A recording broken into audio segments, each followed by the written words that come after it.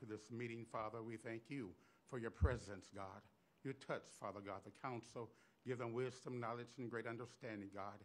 And cause those, God, Lord, ask for wisdom and help, God, and the issues that they have, Father. You give them wisdom, God, to speak into these people, Father. Bless our city, Father. Bless, God, Lord, our mayor, God. And we give you glory and we give you praise for this awesome council. In Jesus' name, amen. Amen. Amen. Let's all please stand for the Pledge of Allegiance.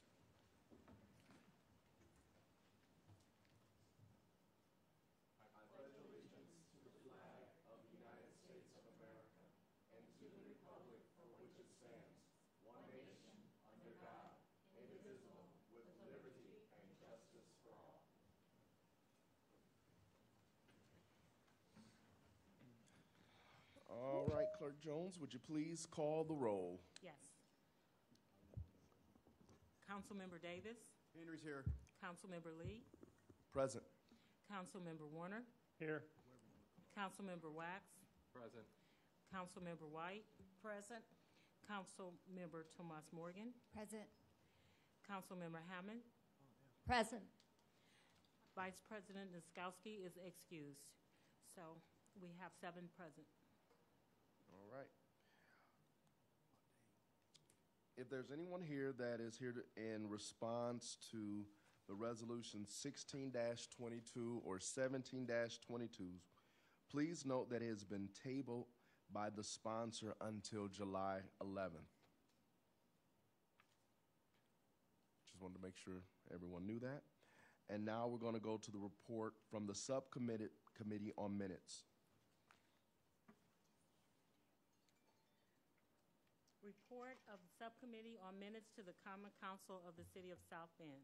The subcommittee has inspected the minutes of the April 11, 2022, April 25, 2022, May 9, 2022, May 23, 2022, and found them to be correct.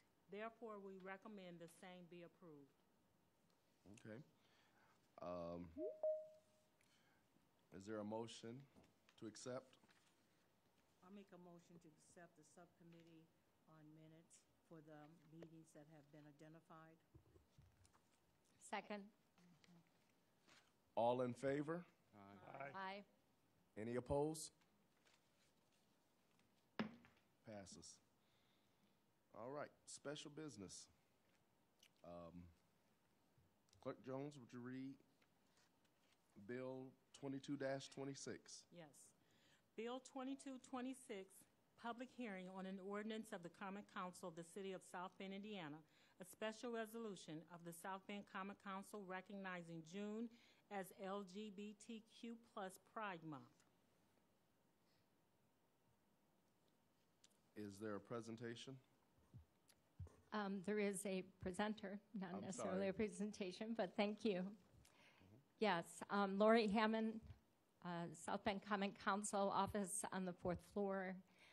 I have brought forth this resolution, and as was mentioned by a couple of the council members, yes, we did bring a resolution around Pride Month last year. What we are finding is that the circumstances and the situation around the safety and well-being of this community has changed, or shall I say escalated, and we wanted to bring forth a resolution that stated our support for this community. I want to thank Attorney Bob Palmer for some exceptional language that he put together for us. And one of the primary pieces of this that for me speaks very much to the reason I brought this forth is in the cover letter that says, equally important, however, this special resolution serves as a reminder of the innate universal dignity of all human beings.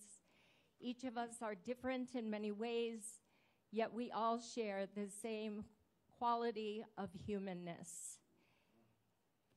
And as I spoke with a number of community leaders and advocates, 24 in total, what they asked that we focus on with this resolution was some of the current legislation, not only in Indiana, but in other places, attempting to target transgender youth. And so there is a portion, or a large portion of this resolution that does address some of the statistics and facts around the youth. And then I would just also, before we read the resolution, like to mention that yesterday was the 6-year anniversary of the Pulse nightclub shooting. And so we obviously see some overlap between some of the resolutions that we are bringing forth this evening. So moving forward, says, whereas the South Bend Common Council encourages diversity and inclusion within our community, and whereas June 28th, 2021 marks the 52nd anniversary of the Stonewall uprising in New York City, which sparked the gay rights movement and is the nationwide month to recognize the lesbian, gay, bisexual, transgender, and queer/questioning communities, which is inclusive of diverse identities not specifically represented by the acronym. And whereas celebrating Pride Month raises awareness and provides support and advocacy for the LGBTQ+ communities, and is an opportunity to become educated, engaged in dialogue, strengthen alliances, and build understanding. And whereas, while there has been remarkable progress toward acceptance and equality, members of the LGBTQ+ community continue to face discrimination, intolerance, and hate. And whereas examples of how far a community still needs to grow in understanding in order to establish true equality can be found in the more than 100 bills in 33 states proposed in 2021 aimed to curb the rights of transgender people across the country, and including the Indiana General Assembly's override of Governor Holcomb's veto of HEA 1041, which prohibits transgender participation in interscholastic athletics. And whereas we must commit to supporting and accepting LGBTQ plus individuals, in particular our youth, who compared to their peers are far more likely to experience violence and bullying as schools suffer from depression, struggle with substance abuse, and attempt suicide. And whereas the Treasure Project 2022 National Survey on LGBTQ plus youth mental health found that 42% of the LGBTQ youth between ages 13 and 24 seriously considered attempting suicide in the past year, while other LGBTQ youth living in communities accepting of LGBTQ people report significantly lower rates of attempting suicide than those who do not. And whereas we must remain vigilant in deterring all oppression and discrimination against people on the basis of sex, gender, identity, or expression, or sexual orientation, including legislative restrictions and outright bans on gender-affirming care, because such restrictions will discourage access to mental health professionals and physicians. And whereas, by protecting the rights of every individual, we enhance and strengthen the value of everyone throughout our entire city. And whereas, we affirm our support for LGBTQ plus residents in our community and stand with them to protect their rights and their ability to live openly, equally, without fear. Now therefore be it resolved by the South Bend Common Council as follows. Section 1. The South Bend Common Council recognizes the month of June as lesbian, gay, bisexual, transgender, and queer questioning and plus LGBTQ+ Pride Month. Section 2, every individual is entitled to acceptance as a part of the innate universal dignity of a human being. Section 3, all children are entitled to protection against all forms of discrimination, and decisions about their best interests belong within the family structure, not through partisan legislative proposals. Section 4, the South Bend Common Council urges all residents to celebrate and build a culture of inclusiveness and acceptance during this month and every month. Thank you. And I would like to thank my co-sponsors, Councilman Henry Davis and Rachel Tomas Morgan.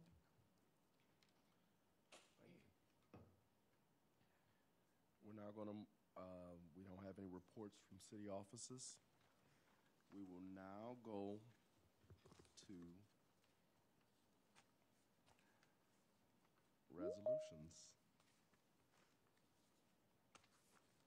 Clerk Jones, will you give resolution 22-22A reading? Yes. 2222, a resolution of the Common Council of the City of South Bend, Indiana, confirming the adoption of a declaratory resolution designating certain areas within the City of South Bend, Indiana, commonly known as the intersection of Dillon Drive and Adams Road, South Bend, Indiana, 46628, as an economic revitalization area for purposes of a 7-year real property tax abatement for GLC Portage Prairie V. LLC. All right, after there were a report from the chairman of the standing committee. Thank you, Chair. Bill number 22-22 was heard in Community Investment Committee this afternoon and comes to the full council with a favorable recommendation. We do have a presenter. Good evening, council members. Caleb Bauer, Acting Executive Director of the Department of Community Investment with offices on the 14th floor of this building. Before you today is a designated resolution for the following the confirming resolution from your last meeting about the GLC Portage Prairie 5 spec building. I have a presentation, but can just run through it briefly. This would be a $15 million private investment construction of a spec warehouse building of 296,000 square feet, which we anticipate would generate between 50 and 200 indirect jobs. Current property tax on the parcel is $1,500 annually, and we estimate $688,000 in tax revenues over the 7 years of the abatement. Council members, are there any questions? Mr. Bauer, we did not get the scoring sheet this time. Was that sent forth to the clerk's office in terms of the point system? It was sent in the last meeting for the designating resolution. I apologize if it wasn't included in the packet, but it's the same scoring sheet as last meeting. Okay, and this is a spec building as we discussed at the previous meeting. Yes. And it's very difficult to use that scoring sheet for a spec building because they aren't really the occupying entity. They wait to rent that out. Is that correct? Correct, and that's why this abatement qualified for only 7 years. The base abatement is 3 years, and then depending on the score from that scoring matrix, that would add between 1 and 7 years to an abatement. In this case, it added 4 years, getting us to the 7-year abatement. I'm curious how we make an assessment of 50 to 200 indirect jobs if we do not know who the tenant will be. The estimate was made by the GLC Spec 5 LLC, the petitioner, but just for context here, we made that estimate. We believe it's a conservative estimate. There are 4 other GLC projects in this area, and up here I've just shared the jobs currently at those sites. So you can see in one case, CTDI at Spec 3 has generated 313 jobs. May I ask one more question? Sure. Thank you. We are issuing the tax abatement to GLC. What happens to that abatement grant when they lease out the building? Well, they would still be generally responsible for the property taxes, although in cases of warehouse distribution facilities, oftentimes the tenant actually pays the property taxes. Thank you. Anybody else? Caleb, I have a different line of questioning about this because I'm interested, right? What's our path moving forward? You just stated that there are several other buildings over there that have received the same type of accommodation. Some of them buildings are occupied. I was here when we voted them in, as a matter of fact, before they start building them. And so we're starting to see some promise there.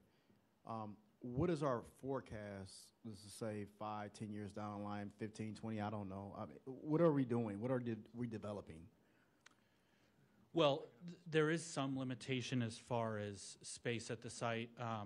You can see here on this chart, there are plans from GLC for 2 additional spec buildings here on the top of the chart I show here. But the site does abut the Michigan state line, which geographically obviously limits how much involvement we can have. We believe that this is a good location for the development of warehouse sites. It's got good access to the highways there. And so our expectation would be that there would be additional spec buildings coming before council. I know that over the course of these spec buildings being built, especially with the GLC portion, we did provide additional incentives for the early spec buildings in the form of TIF contributions. Right. And we have not provided that in more recent constructions, as we know that there's a lot of momentum in that area and it's attractive for prospective tenants. Okay, so where I was going, and I probably should have been a lot more clear, added some clarity to the question. Elkhart has an industry, RV, right?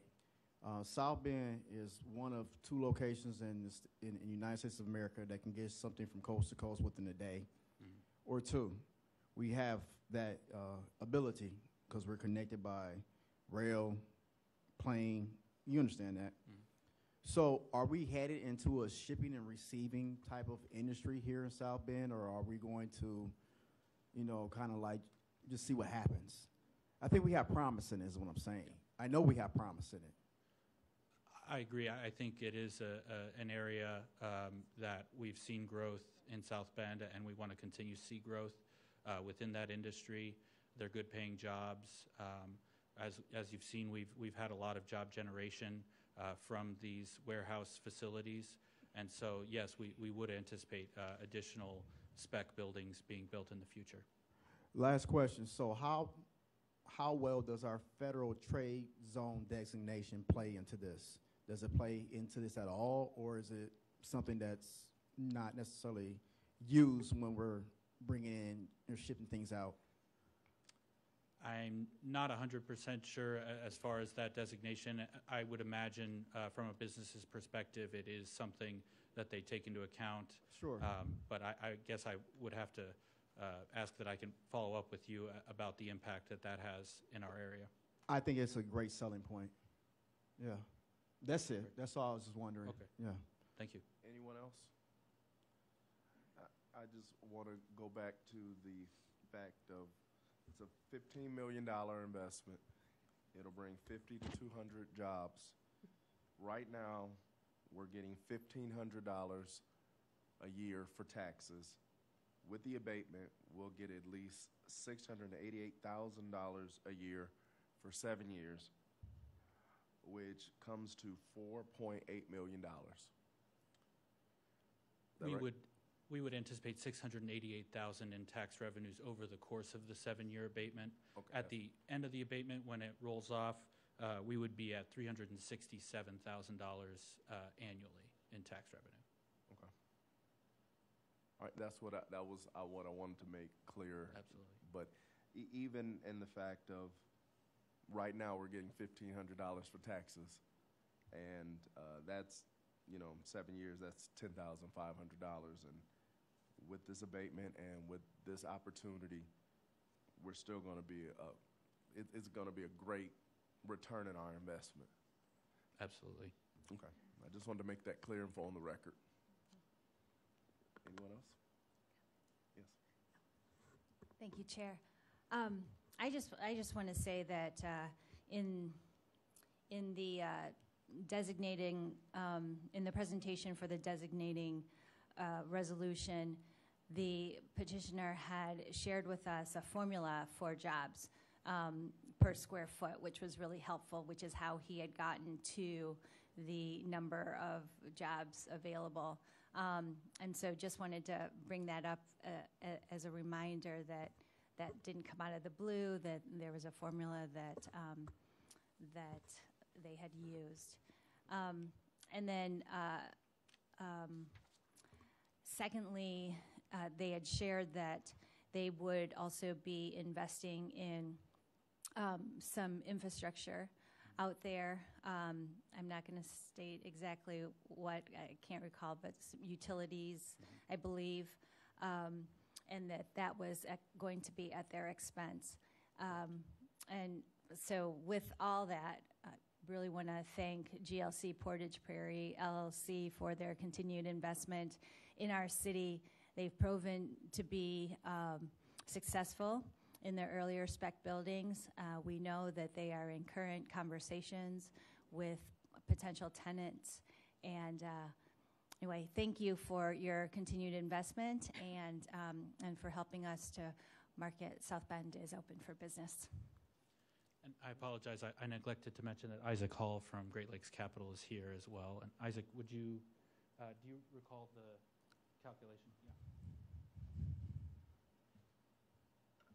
Isaac Hall, 130 South Main Street here in South Bend. Typically, the formula that we use to kind of predict jobs based on our other projects in the Midwest is about 2,000 jobs.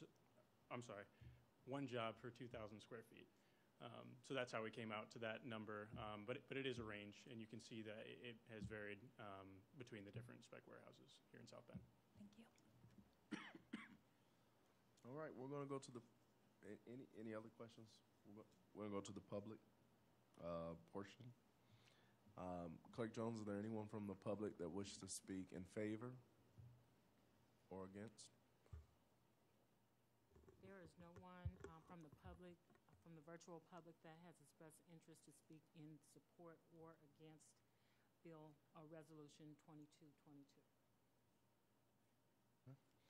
All right. Well, then we'll vote. Clerk Jones, please call the roll. You didn't. Got to make the motion.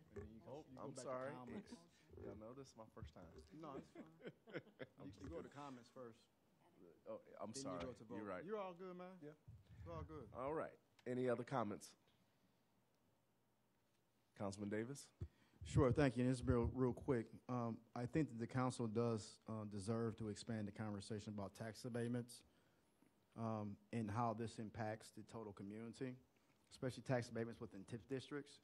I think Lori has a point.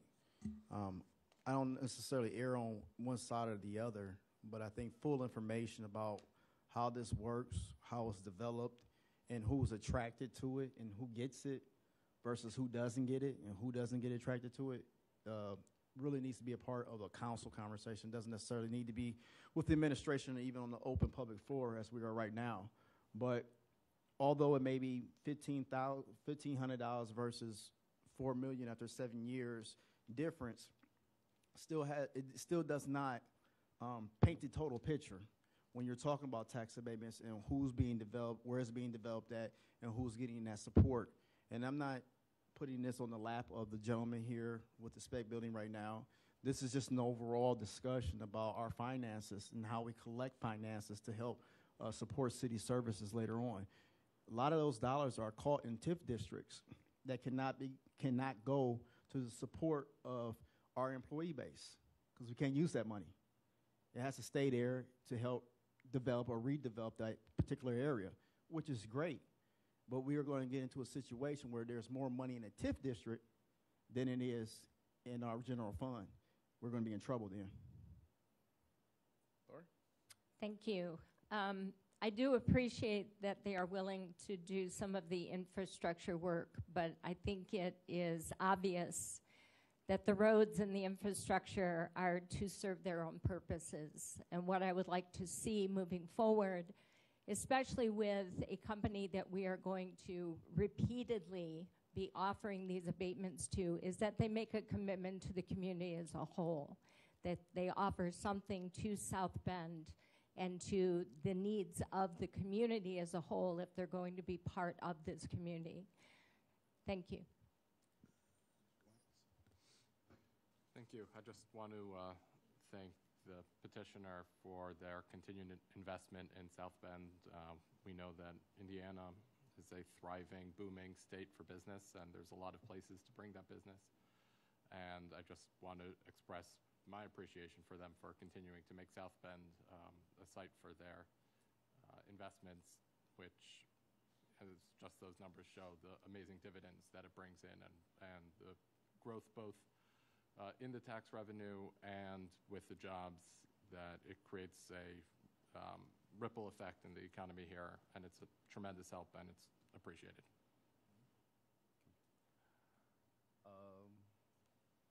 Councilman Warner?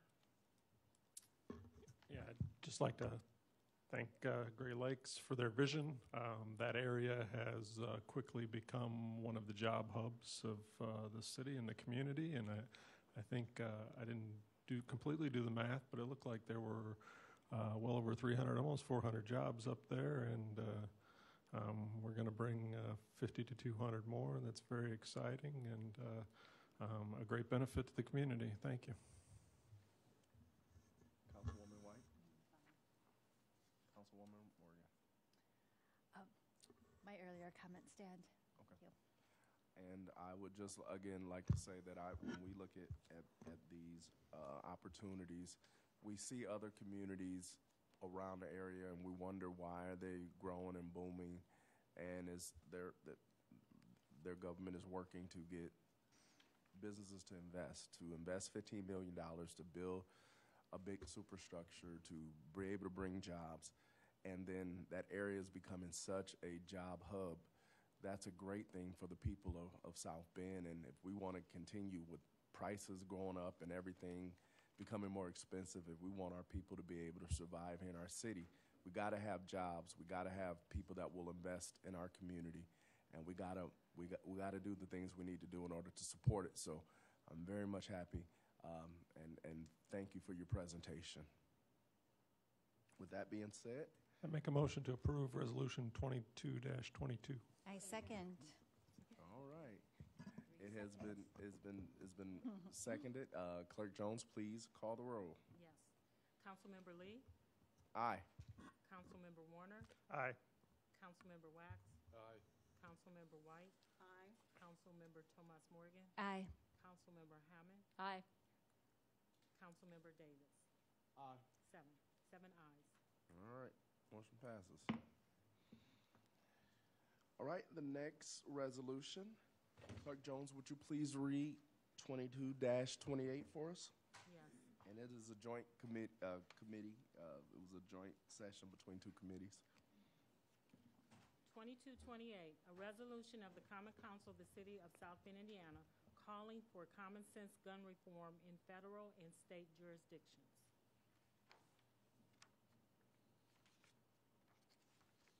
All right. Committee report.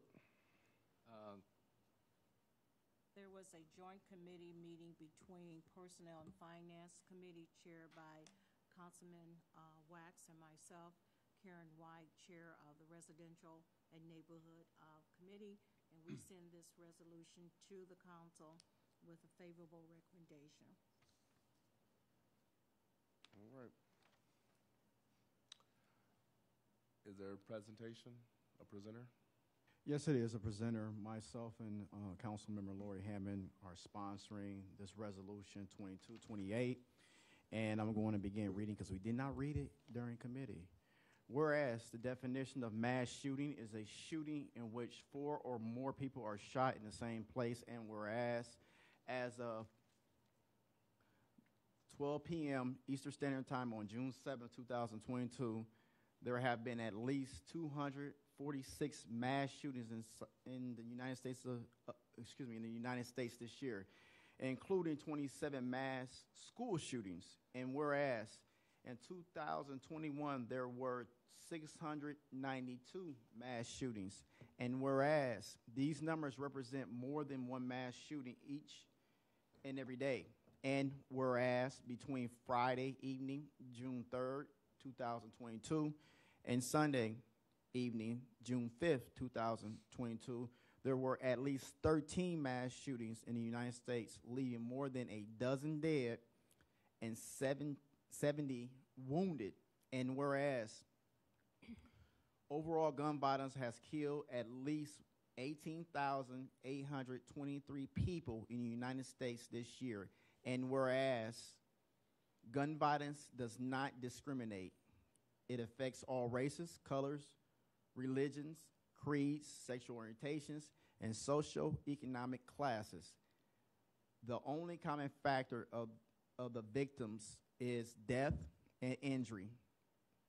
And whereas the statistics well known, they are similar to the statistics from 2021 and 2022.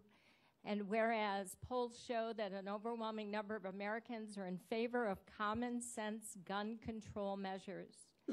And whereas federal and state legislators continue to fail to pass any meaningful gun reform measures, and in some cases have actually made access to guns, including assault-style weapons, easier. And whereas among the proposals being considered at the federal level is the strengthening of background checks, including such checks on gun shows and for online sales, enactment of storage and red flag laws, and the repeal of the immunity that protects gun manufacturers from liability. And whereas another proposal would be the reinstatement of the ban on assault weapons like AR-15s and the ban on high-capacity magazines, similar to the federal ban passed by Congress in 1993 and signed into law in 1994, but which was allowed to expire on September 13th of 2004. And whereas if such bans were not reinstated, the minimum age for purchase of such weapons should be raised from 18 years to 21 years.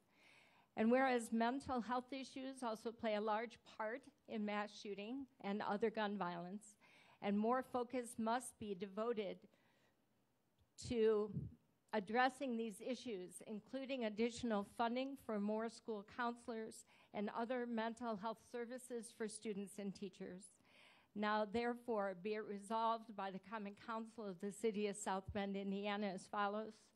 To anyone not shocked by the sheer number, look at the following photographs, the ones being shown here, of the dead from Uvalde, Texas school shooting that occurred on May 24th of 2022.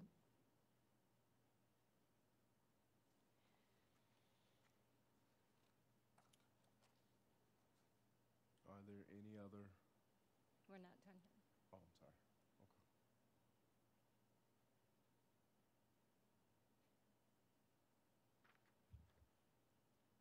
Section 2, the next set of photographs of victims could include your son, daughter, brother, sister, mother, father, or close friend. Section 3, the Common Council also encourages all residents to contact their federal and state legislators and demand that they enact common sense gun control measures to cut down the carnage in our country. Section 4, silence is no longer acceptable. Section 5, doing nothing is no longer acceptable. And Section 6, this resolution shall become effective upon the date of passage. This date, the 13th day of June, 2022.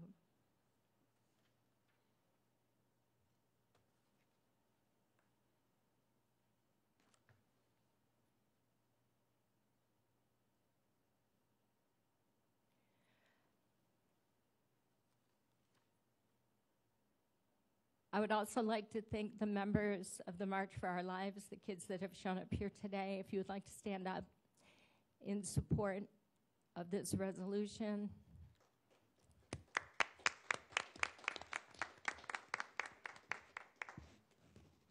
Thank you. Any council members would like to add any comments?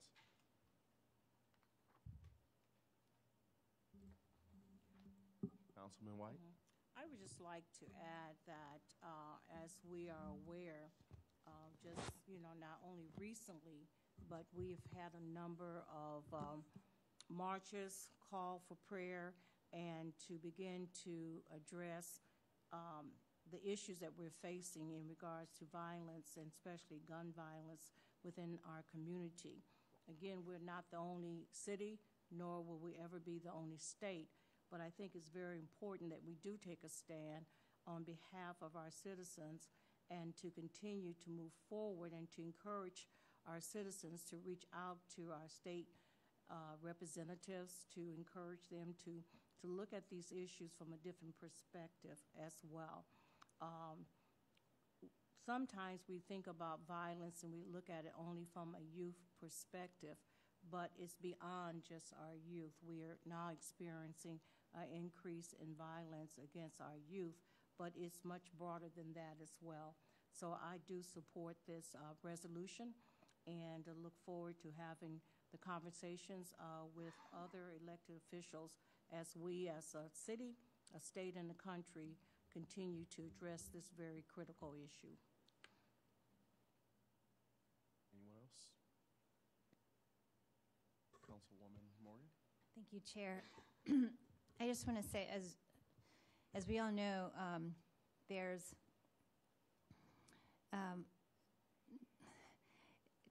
issues of gun control and legislation is outside of the jurisdiction and the hands of local municipalities, mainly rests within the state and the federal level. That's important to know. That said, there's much that we can do in our community to continue to educate and to do what we can within our own jurisdiction. I want to thank the youth and the young adults who organized the march on Saturday and those who participated, all of you who are here this evening. It was inspiring for me to be a part of that march and to walk with you and in support and to stand behind you as you raise your voices and share what you want to see happen, the kind of change that you want to see. This resolution does not stipulate what common sense gun control should look like, but it's a resolution that encourages all residents to stay engaged, to contact federal and state legislators and share what you want to see change. So for those reasons, I am supporting this resolution. Councilman Henry Davis. Thank you. I want to clarify this, and I appreciate the support that's from the folks that came in and to my colleagues here. The groundswell always starts at the grassroots. You have to have a groundswell to push the state legislator, to push from the state to the federal level for things to change. We don't get civil rights in 1968 if the groundswell didn't happen at the ground floor. You don't get health care more recently with the groundswell happening here at the municipal level. So we are help pushing that cart up the hill with the idea and the focus of using our pens, using our legislative tools to ensure that the state and the federal level hears us. Now, I'm going to ask a question out loud. Ms. Jones, could you please, this is a request, make sure that once this gets passed, because I hope it passes, that it goes to our state legislators that represent this area. It can be sent to our governor's office as well, And then it also goes to our federal folks. That would be a Jackie Walorski, am I correct? And we have 2 U.S. senators.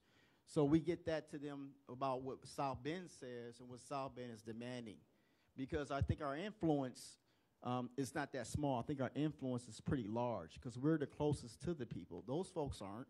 And so if we scream loud enough, if they continue to march and do what they do loud enough, we get things done. You know, I did name 2 things that happened in a period of time. But there are more things. When it starts at the grassroots level, at the bottom level, and we have people who are interested in change, such as the students, you're going to see a change. They're of voting age. They can vote us in office and out of office, and those other folks too. So I think it'll be safe for us to work with them. I'm done. Anybody else?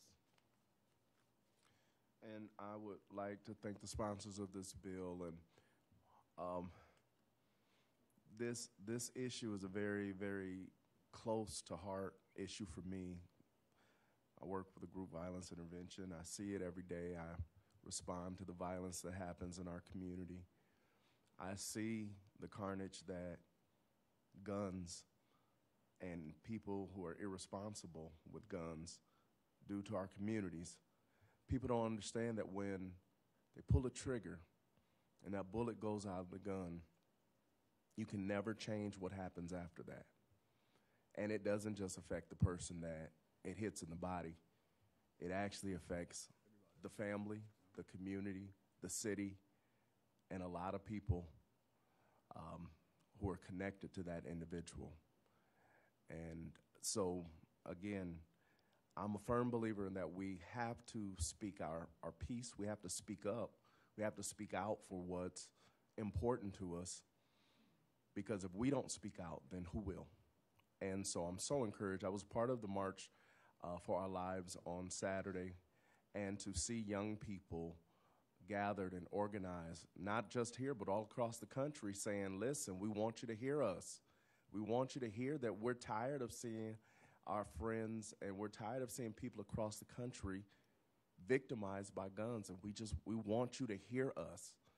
And so today I support this resolution simply for the fact of, if people saw what I saw and experienced what I've experienced, had a nephew who was just on his way home, going home in front of my church, and a stray bullet hits him, and he almost died. But I'm so grateful to God that he's alive and doing well. Amen. But that's not the case for everybody. And so what people experience from the misuse of guns is such a big conversation for us to have. And as Councilman Davis said, we do have to have our voices heard to let our state officials and our national officials know that we don't support this. So thank you. And with that, we'll open it up for public comments. Is there anybody here, Clerk Jones or virtually, that would like to speak in favor of this resolution? There is no one from the virtual office from the virtual audience that is expressing interest to speak in support of this resolution. All right. Is there anyone that would like to speak? We do want to acknowledge the young people from March for Our Lives that are here, but is there anybody that is online or in person that would like to speak in opposition? There is no one in the virtual audience that is expressing interest to speak in opposition of this bill as well. Well, the public portion of this resolution hearing is over. I would now entertain a motion. I would like to make a comment before. Oh, I'm sorry, yes. Thank you. I think the conversation on reducing gun violence is a healthy conversation to have. However, this resolution specifically calls for actions to be taken by either state or federal legislators, which is not in our jurisdiction.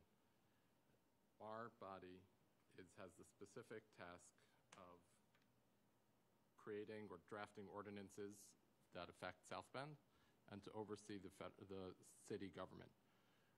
To the residents of South Bend, have representatives in the State House. They have representatives in the federal government. We aren't the emissaries or the vehicle in between. They don't need us to speak to their state and federal representatives. That's not our purpose. And to the extent I think this is a worthy conversation, this conversation doesn't belong here.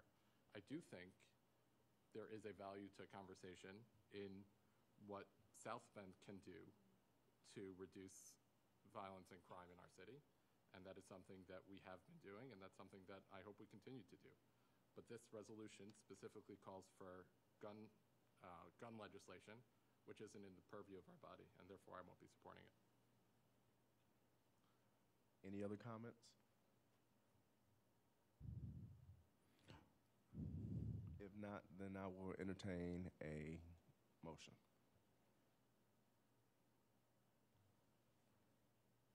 I would like to make a motion to accept Resolution 22-28. Second. It has been second. Clerk Jones, please call the roll. Councilmember Warner, Aye. Councilmember Wax, Nay. Councilmember White, Aye. Councilmember Tomas Morgan, Aye. Councilmember Hammond, Aye. Councilmember Davis, Aye. Councilmember Lee. Aye. 6 ayes. Motion passes.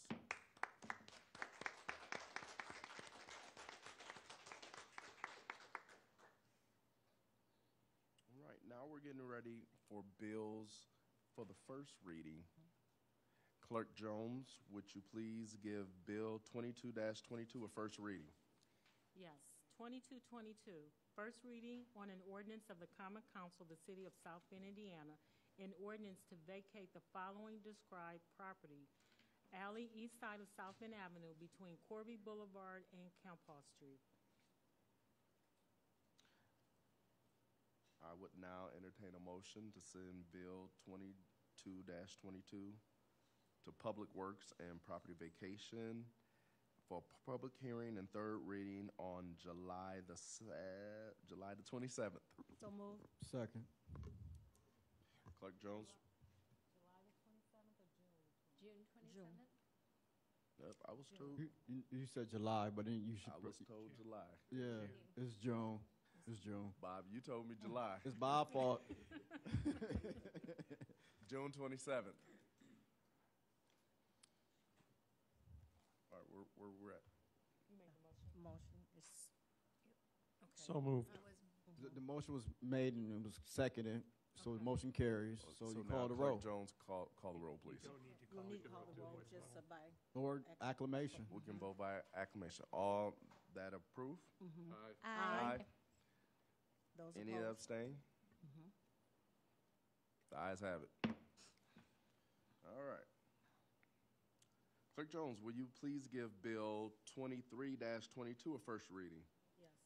2322, first reading on an ordinance of the Common Council of the City of South Bend, Indiana, approving a petition of the Advisory Board of Zoning Appeals for the property located at 223 North Lafayette Boulevard, Councilmanic District Number 1 in the City of South Bend, Indiana. Motion to send Bill 23-22 to Planning Commission and to Zoning and Annexation for a public hearing July 11th. So moved. Second. All right. Let's vote by acclamation. Right? All those in favor? Aye. Any opposed? The ayes have it. All right. Clerk Jones, will you please give Bill 24-22 a first reading? 2422, first reading on an ordinance of the Common Council of the City of South Bend, Indiana, approving a petition of the Advisory Board of Zoning Appeals for the property located at 1430 Mishawaka Avenue, Councilmanic District Number 3 in the City of South Bend. Motion to send Bill 24-22 to Zoning and Annexation and for a public hearing and third reading on June the 27th. So moved. Second. Excuse me, before the vote, it should go to the South Bend Board of Zoning Appeals for its meeting on July 5th, and then to ZNA for second reading and public hearing on July 11th. Okay, so motion to send Bill 24-22 to the South Bend Board of Zoning Appeals. South Bend Board of Appeals, Zoning and Appeals on July 5th. Correct. And then to zoning and annexation on July the 11th. Correct. So moved. Second. All right. All in favor? Aye. Any opposed? The ayes have it. All right. Clerk Jones, will you please give Bill 25-22 a first reading? 2522, first reading on an ordinance of the Common Council of the City of South Bend, Indiana, for budget transfers from various departments within the City of South Bend, Indiana, for the year 2022. Motion to send Bill 25-22 to Personnel and Finances and a public hearing and third reading on June the 27th. So moved. Second. All in favor? Aye. Opposed? Ayes have it. Clerk Jones, will you please give Bill 26-22 a first reading? 2622, first reading on an ordinance of the Common Council of the City of South Bend, Indiana, appropriating additional funds for certain departmental and city services operations for the year 2022 of $1,358,164 from the Parks and Recreation Fund, number 210, $90,000 from the Gift Donation Bequest Fund, number 217, $900,000 from the Liability Insurance Premium Reserve Fund, number 226, $115,000 from the Code Enforcement Fund, number 230, $376,118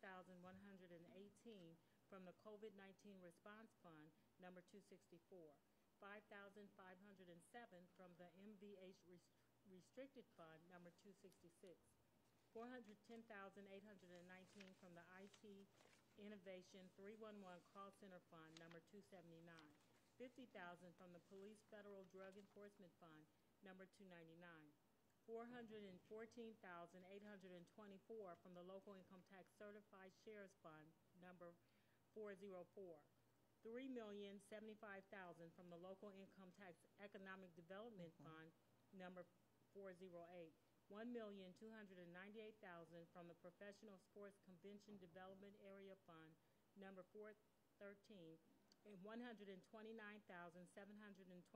from the Solid Waste Capital Fund, number 611. Motion to send Bill 26-22 to Personnel and Finance and have a public hearing and third reading on June 27th. So moved. Second. All in favor? Aye. Any opposed? The ayes have it. Clerk Jones, will you please give Bill 27-22 a first reading? 2722, first reading on an ordinance of the Common Council of the City of South Bend, Indiana, amending ordinance number 10816-21, which fixed maximum wages of Teamster employees for calendar years 2022, 2023, and 2024 to add a provision for a city residency incentive.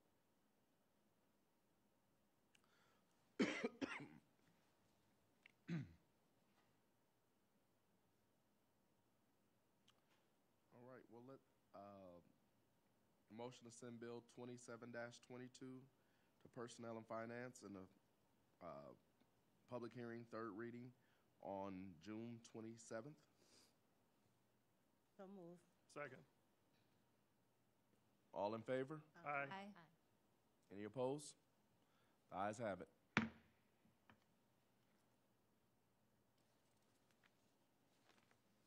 Clerk Jones, will you please give Bill 28-22 a first reading? 2822, first reading on an ordinance of the Common Council of the City of South Bend, Indiana, amending ordinance number 10817-21, which fixed maximum salaries and wages of appointed officers and non-bargaining employees of the City of South Bend for calendar year 2022 to amend the 2022 maximum salaries for 6 full-time positions. Motion to send Bill 28-22 to Personnel and Finance and a public hearing and third reading on June 27th. So moved. Second. All in favor? Aye. Any opposed? The ayes have it. Clerk Jones, will you please give Bill 29-22 a first reading? First reading on an ordinance, 2922.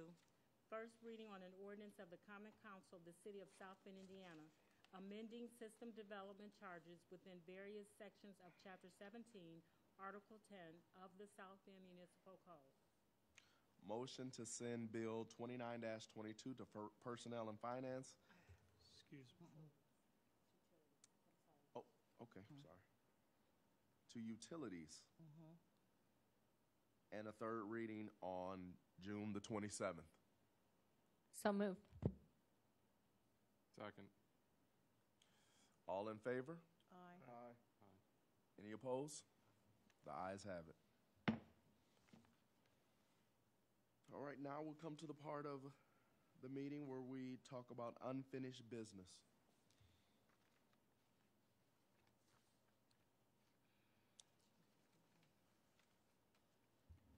Clerk Jones, please read. Yes. Joel McSweeney versus Historical Preservation Committee, appeal of the denial of certificate of appropriateness number 2022-0223.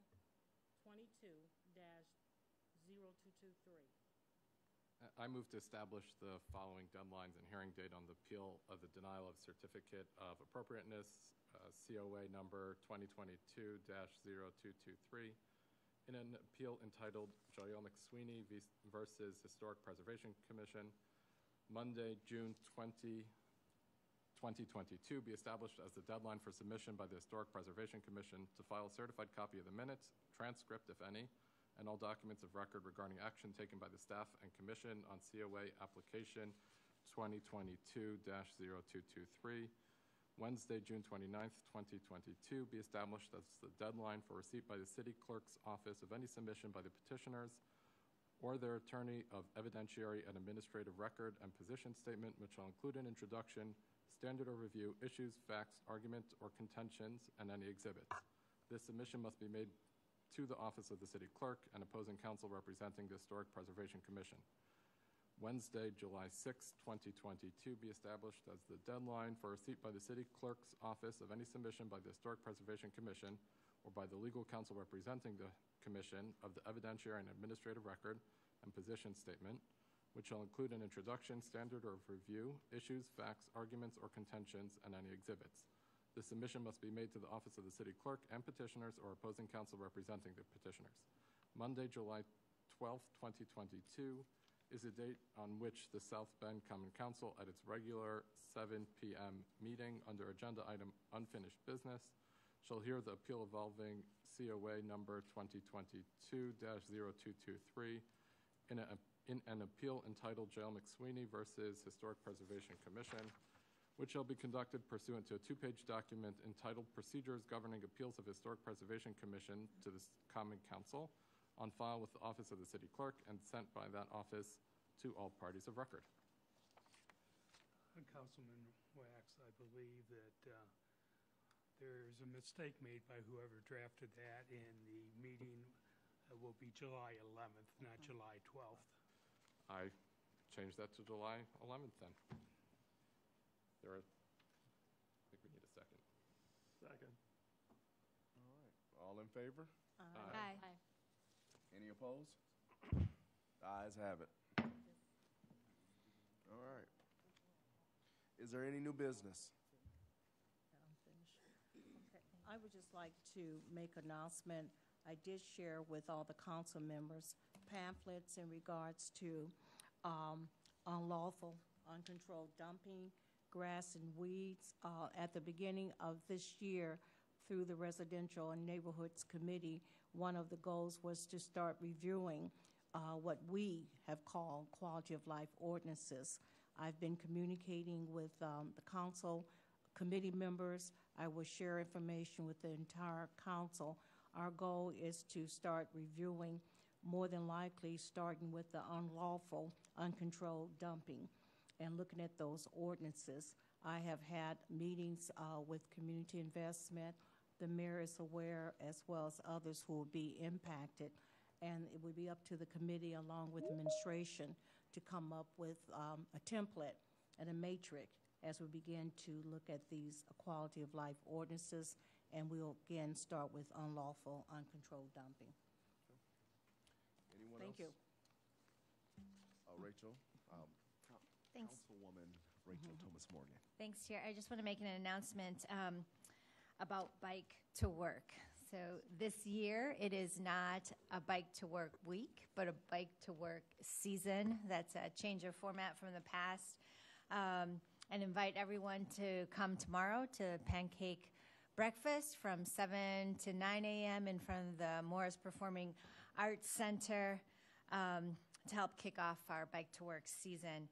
For more information, visit the website, www.michianabiketowork.org, Facebook page, and Twitter.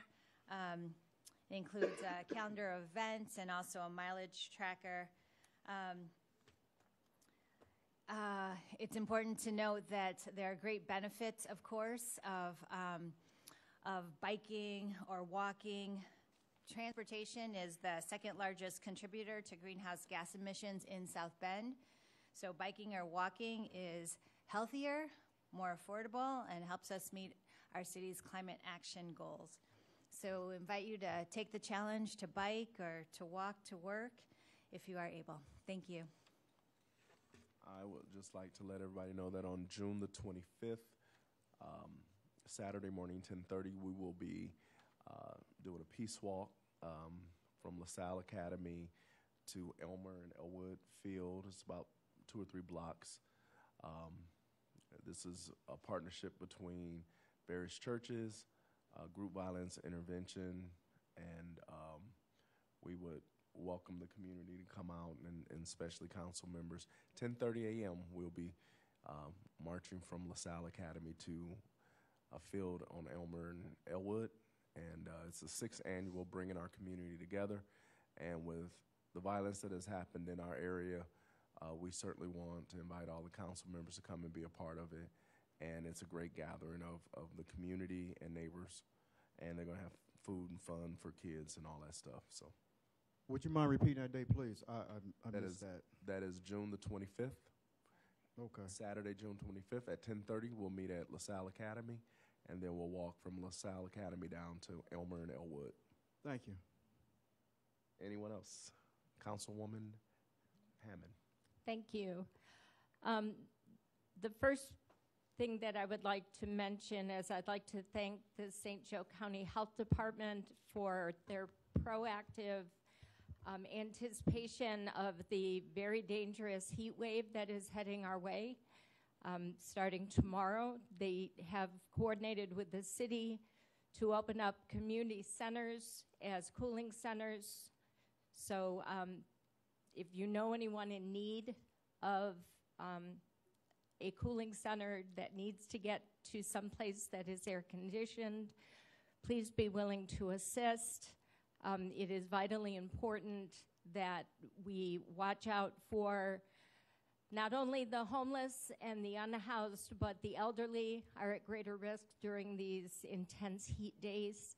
So if you know any elderly, please check in with them and make sure that they are well.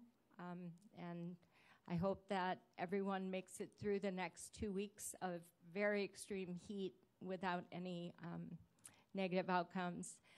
Secondly, Councilman Lee and my fellow council members, I wanted to say a few words about the important and indeed impressive work of the January 6th committee.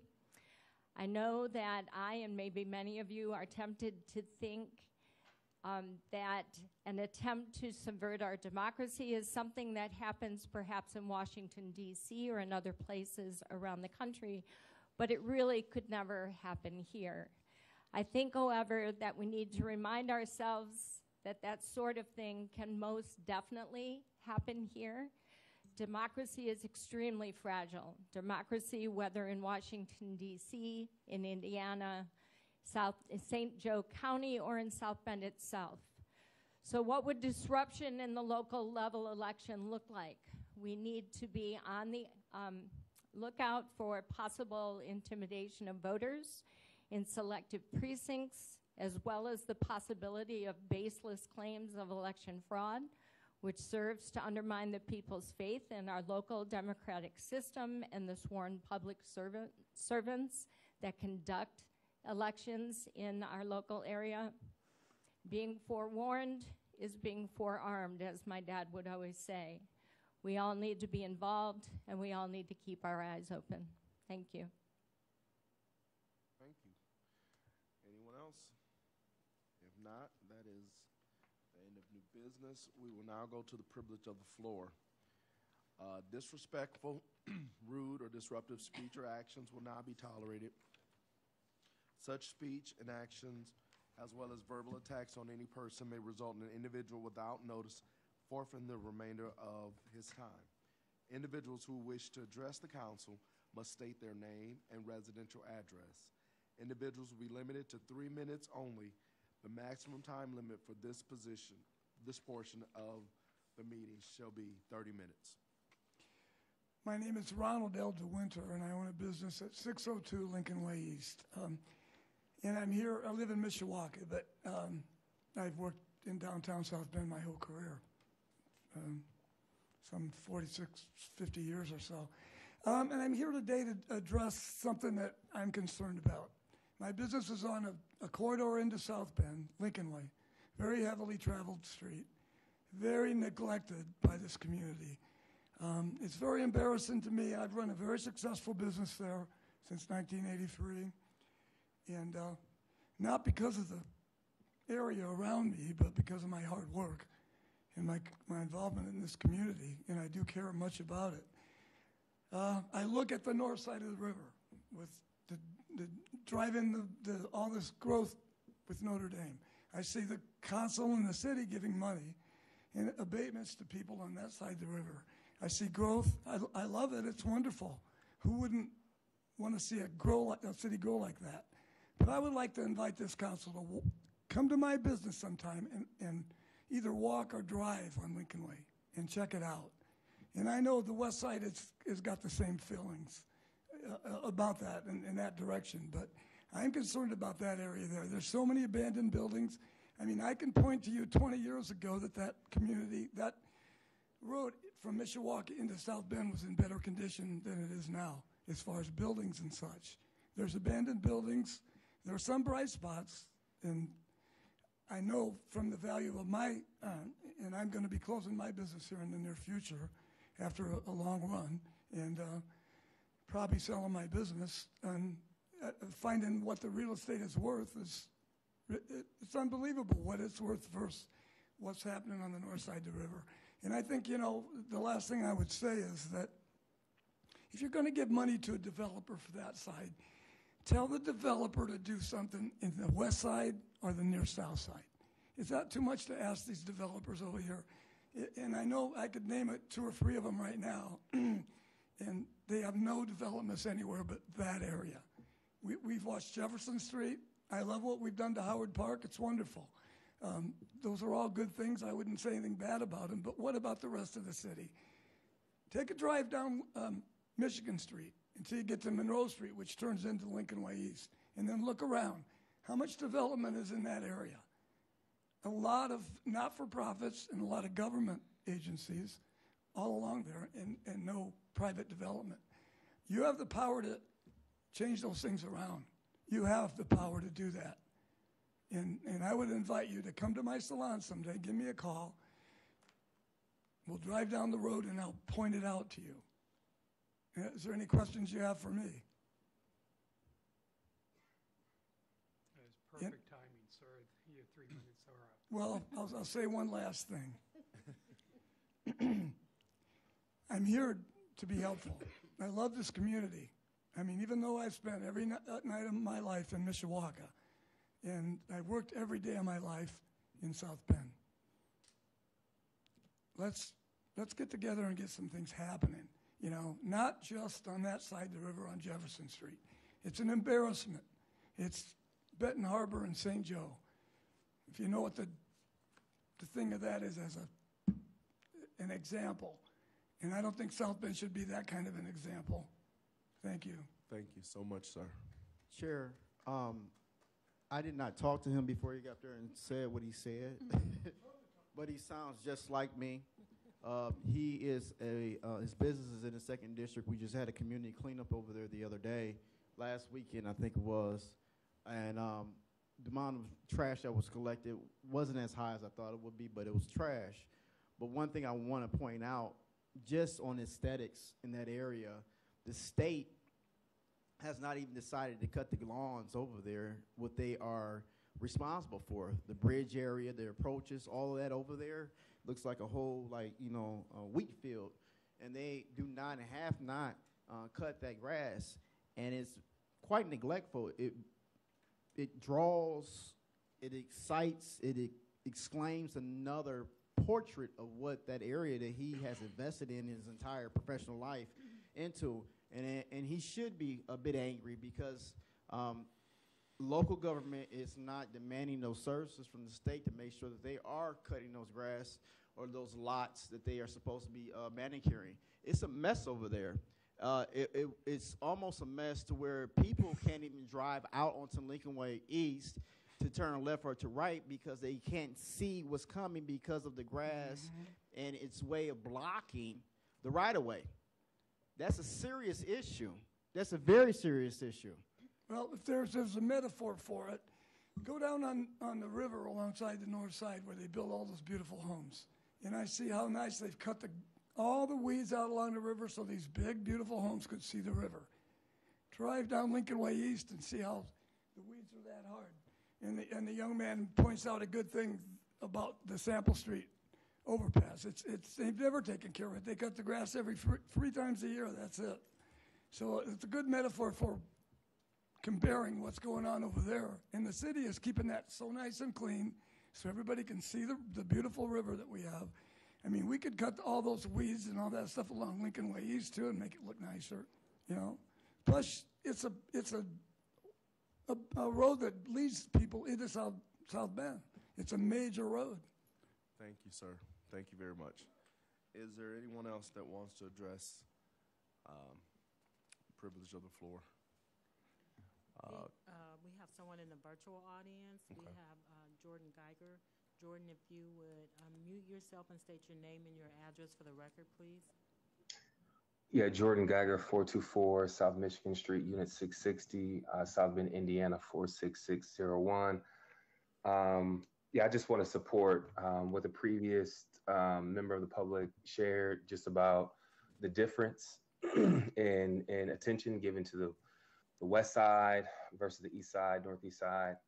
I think it's a shame that this council really has not put any pressure on the administration to address the housing issues, from the quality of housing. Again, we're still dealing with the lead contamination issue, to the fact that folks, especially single Black mothers, are seeing their rents being doubled by predatory landlords. And that has not been a part of really any discussion, even as we've faced, exceedingly high eviction rates for the last 5-6 years. Also, just in regards to policing, again, just the propaganda is just overwhelming. Like, it's like every other day, like everyone's talking about how great the police are, how they need more help, how they need more money. And yet, some of us are sitting in communities that are over-policed. We're seeing the police sit on Western Avenue in parking lots all day, and yet, crimes are happening within less than a 1-mile radius, and it takes them 20 minutes to respond. And yet we're talking about giving them raises and we're showering them with praise. And that to me is just deeply problematic because we just have an ailing community right now that one is being poisoned by toxins in their homes, where folks aren't seeing their wages rising, even though the cost of living is through the roof, from gas to the housing prices to childcare. And so many of these issues we brought up like last fall before you all passed the budget, we put, I thought was a significant amount of pressure on the council to ensure that Mueller's administration had a plan. It's not enough just to say, okay, we're going to allocate money towards this and that, and there's no plan in place. It's obvious community investments falling apart. Everybody knows, everybody's talking about it. Like, we all know they don't have a plan. So folks are calling, looking to this council to step up and to do something, to be proactive. We met with Caleb Bauer about 2 weeks ago, me and several other council members. He really has no clear idea as to what he's doing. No disrespect, but he does. I mean, I understand his background is journalism. So I can't hold him against Mr. that. Mr. Geiger, we part of the agreement is that we don't attack any of. I'm not attacking anybody. I'm stating facts. So, those are my comments. I just want the council really to step up and to do more because we have an ailing community. Thank you. Thank you. Right. Clerk Jones, is there anyone else that wishes to address the privilege of the floor? There is no one else in the virtual audience that's expressing interest to speak on the privilege of the floor. All right. Well, that being all, and there's no other business, we stand adjourned.